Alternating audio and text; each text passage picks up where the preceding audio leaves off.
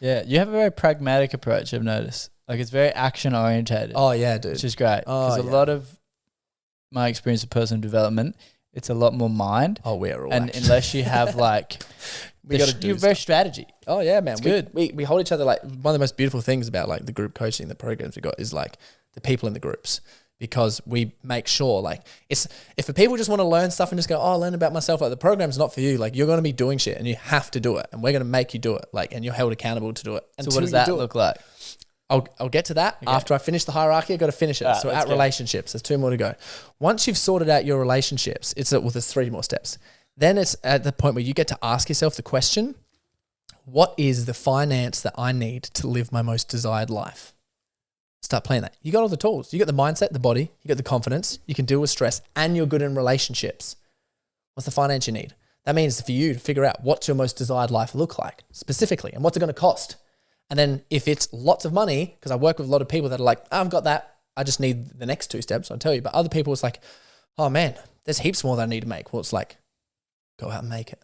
You know what I mean? You understand all the stuff.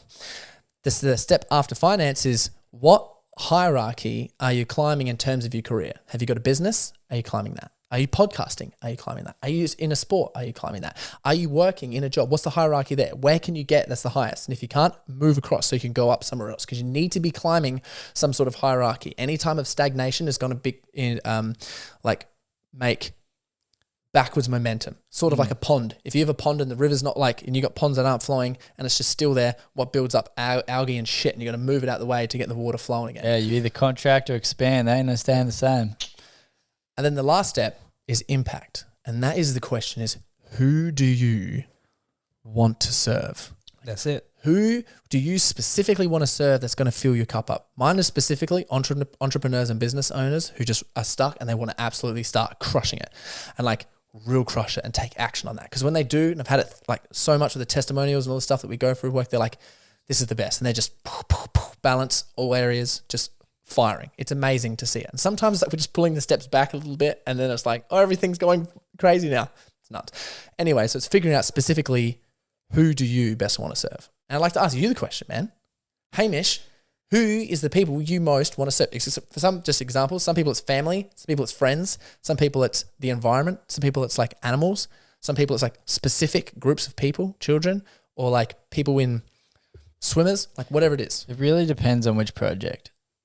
For me, It really depends on which project, because I have like several huge life goal projects. Which are your most favorite at the moment? At the moment? Yeah. Yeah, okay. This is definitely my most favorite at the moment, the podcast. Okay, so who are you serving? I am serving people that want to learn, learners. Essentially, learners that want to make their lives better. Where are they? Where are they on the internet? Whereabouts geographically?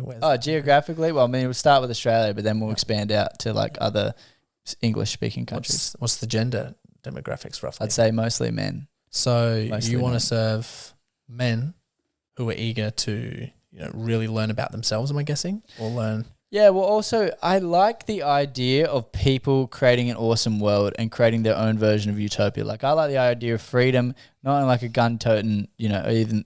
I don't mind toting guns. They're fun. But, in a way that's like, the idea of freedom is it allows you to explore and go for your version of utopia as long as it doesn't interact with somebody else's life. So you're serving Australian men who want freedom through creating their own worlds. Yes. How powerful is that, bro? It's so powerful. You can just put that up everywhere. Hey, everyone, you want to be free? You want to create your own world? Listen to this damn podcast. What's your voyage, baby? Legit. This is an experience of us like going through, having conversations with those that are making a difference in the world and trying to figure out how they're actually doing what they're doing. And I'd just like to put out there as well, you're working a job. You're doing all these other things. You're sorting all this stuff out. You've got so much going on, man. I hate the word busy, but there's a lot going on. It's good. And you're doing this because you love it, dude. Yeah. You have to correct me if I'm wrong, but those hierarchy, those steps that I all like organized, like for you, you'd be like, I've thought about like pretty much all of those. Oh, yeah.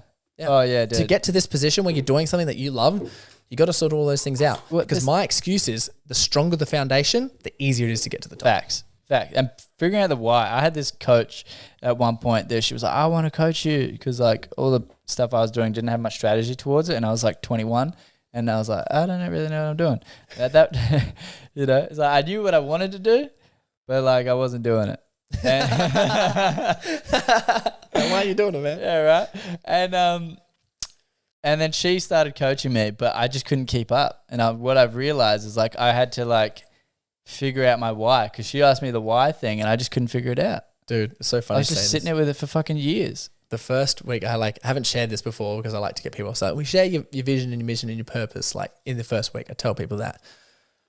But if you haven't heard about the why exercise, I remember listening to something and I was talking about it because I did it for myself. I can't remember what podcast I listened to, and I'm like, I'm going to sit down and do this. And they're like, majority of people, I heard them talking about it, was a lot of people get paid to do this for a job. It's help people find their whys. And you got to ask why 7 times. You say, why is this important to me? And then you'd be like, okay, then you'd answer that question. And then you'd say, why is that important to me, to the answer for that question, and then figure it out. And most people get caught in a loop of just the same old stuff. And it isn't until you break away from that loop and really understand that it's for something else or someone else is why you're even doing anything, which is really important, finding who you want to serve.